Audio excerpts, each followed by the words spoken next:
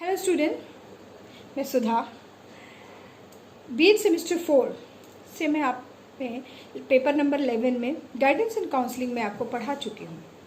थोड़ा मैंने आपको पढ़ा है गाइडेंस के बारे में। एक बार हम लोग फिर से थोड़ा रिवाइज करके फिर इसके आगे बढ़ते हैं। गाइडेंस यानी निर्देशन। जैसा कि आप जानते हैं कि हम लोगों के लाइफ में, जीवन में कोई ना कोई समस्याएं, परेशानियां लगी ही रहती हैं। हम हमेशा उसको सुलझाने का प्रयास करते रहते हैं।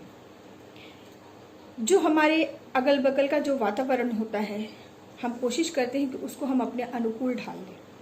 अगर वो नहीं ढला तो हम कभी ये भी प्रयास करते हैं कि हम उस वातावरण के अनुकूल हम ढल जाए।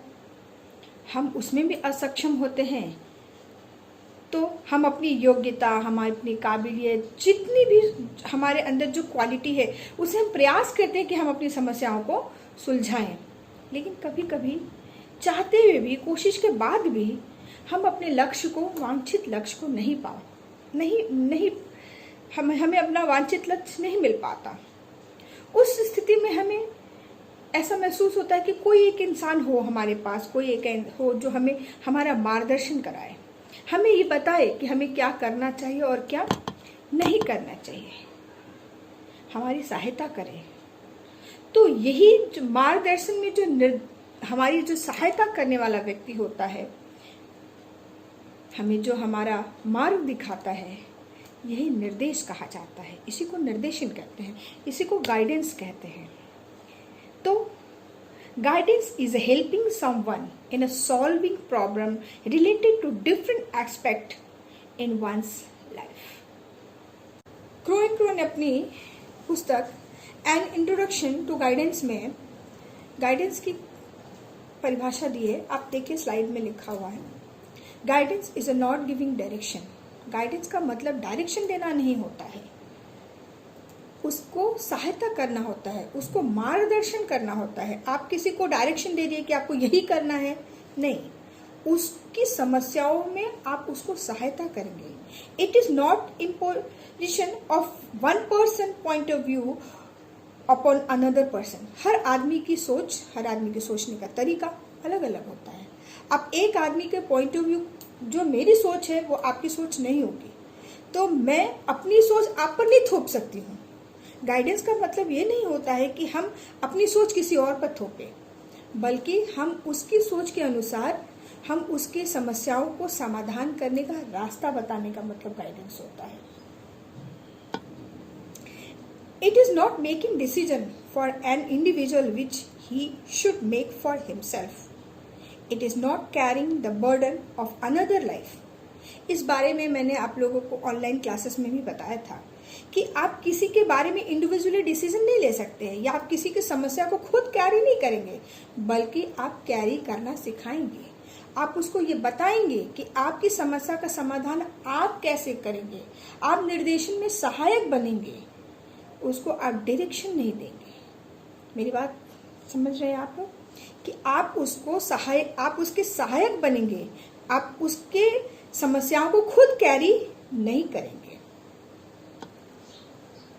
इसके बाद लिखा है कि इसके विपरीत योग्य एवं प्रशिक्षित व्यक्ति द्वारा इसके व्यक्ति को, चाहे वो किसी भी आयु वर्ग का हो, वो अपनी जीवन की क्रियाओं को स्वयं गठित करने एवं अपना दृष्टिकोण स्वयं विकसित करने में योग्य बने, यह प्रयास करना चाहिए।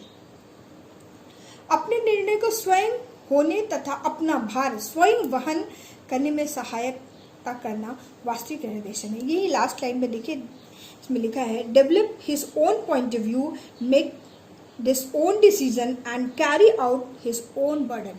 अर्थात गाइडेंस का मतलब होता है कि अपना पॉइंट ऑफ व्यू वो खुद बनाए, अपना डिसीजन वो खुद ले, अपना बर्डन वो खुद कैरी करे।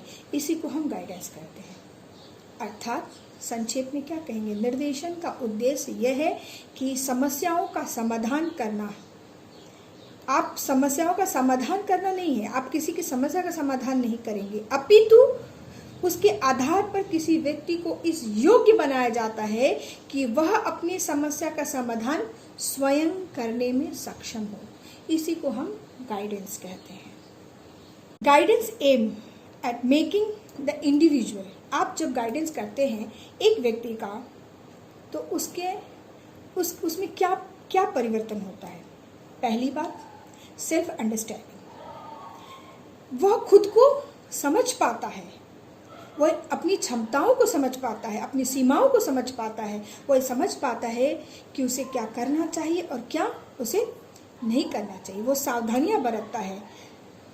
सेल्फ अंडरस्टैंडिंग का मतलब है कि खुद को समझना, अपनी कमियों को, अपनी क्षमताओं को, अपनी सीमाओं को, ताकि वो अपनी समस्या का समाधान स्वयं कर सके। दूसरा है सेल्फ एक्सेप्टिंग, खुद को स्वीकार करना कि मैं क्या हूँ, मेरे अंदर क्या कमी है, मेरी परिधि क्या है, मैं कौन सी चीज़ में परिवर्तन ला सकती हूँ या कौन सी चीज़ में नहीं, मेरा ऐसा कौन सा स्वभाव है जो बदल सकता है, कौन सा स्वभाव नहीं, मैं क्या कर सकती हूँ, क्या नहीं कर सकती हूँ।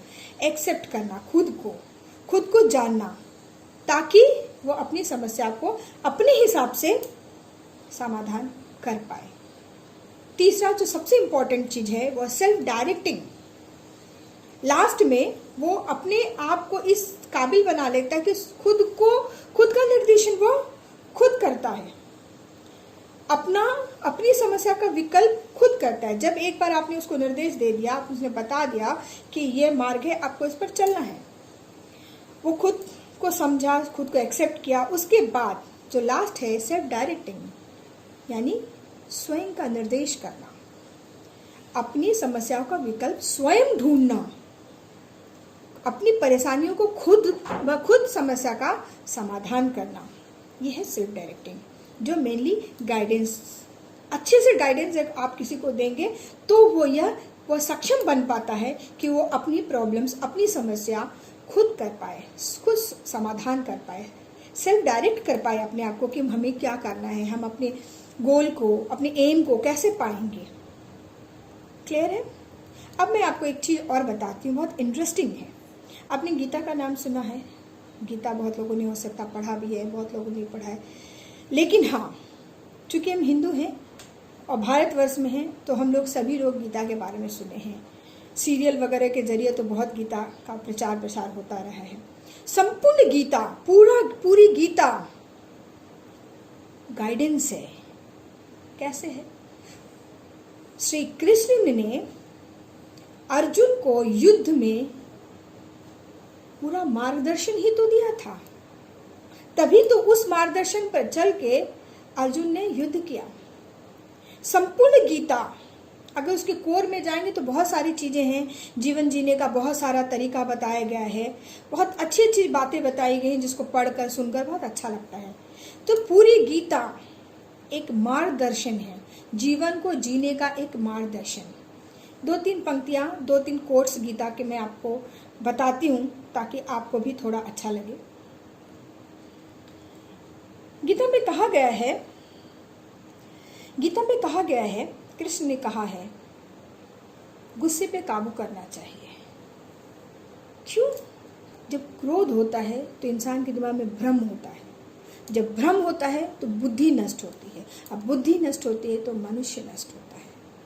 तो ये जीवन जीने का निर्देश गीता में दिया गया है, पर पालन कौन करेगा? निर्देश तो कृष्ण ने दे दिया, पालन हम और आप करेंगे, जिससे हम जीवन को अच्छे से चला पाए। दूसरा, देखने का नजरिया, आपके देखने का नजरिया। इंसान जैसा सोचता है, कहते हैं ना, जो ज्ञान और कर्म को एक जैसा जो देखता है उसी का नजरिया सही होता है। आप जैसा देखेंगे, आप जैसा सोचेंगे, आपका नजरिया जैसा होगा, आप जीवन भी उसी हिसाब से जिएंगे। फिर से मैं वही बात बोलना चाहूंगी कि ये मार्गदर्शन है जीवन जीने का। तीसरा, मन पर नियंत्रण। जिसका मन उसके नियंत्रण में ना हो वो जिंदगी में कभी भी सफलताओं को प्राप्त नहीं कर सकता, ऐसा कृष्ण ने निर्देशन दिया। खुद का आकलन यानी खुद को समझना, अपने आत्मज्ञान को, अपने अंदर के जो अंधकार है उसको खत्म करो और खुद को जानो कि तुम क्या हो, ऐसा कृष्ण ने अर्जुन को कहा। अर्जुन ने निर्देश कृष्ण से लिया, लेकिन इस पे अमल किसने किया? अर्जुन ने। तो इसी तरह से आप और हम इस जो चीज़ों को जो हम पढ़ रहे हैं उस पर अमल हम करेंगे, अर्थात निर्देश हमें कोई भी दे बट उस पर कार्य हमें करना है, ताकि हम अपने जीवन को बहुत खूबसूरती के साथ जी पाएँ। आप एक शिक्षक होकर जब आप स्टूडेंट को निर्देश देंगी तो वो निर्देश देने तक का कार्य आपका है, पर पालन कौन करेगा? एक स्टूडेंट। आज मैं आपको निर्देश दे रही हूँ, आप स्टूडेंट हैं, पालन आप करेंगे ताकि आप जीवन में आगे बढ़ सकें। तो आज हमने गाइडेंस के बारे में बात की, नेक्स्ट स्लाइड में हम आगे बढ़ेंगे।